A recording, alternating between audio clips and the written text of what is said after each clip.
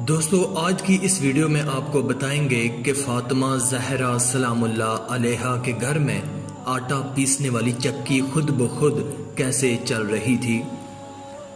दोस्तों, सलमान फारसी सैयदा फातिमा ज़हरा सलामुल्लाह अलैहा के घर तशरीफ़ लाए।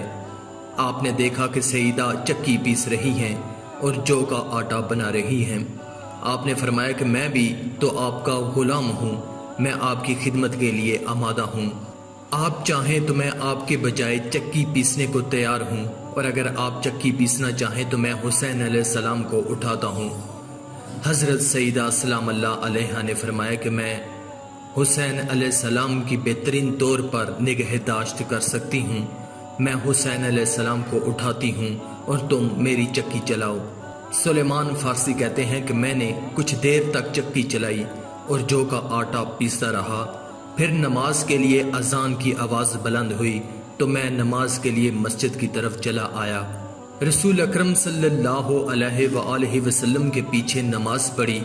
नमाज के बाद मैंने हज़रत अली अलैहिस्सलाम को माजरा कह सुनाया। हज़रत अली अलैहिस्सलाम ये सुनकर रो दिए और मस्जिद से उठकर चले गए। थोड़ी देर बाद ही अली अलैहिस्सलाम मुस्कुराते हुए मस्जिद में तशरीफ़ लाए। रसूल खुदा ने उनसे इसका सबब पूछा।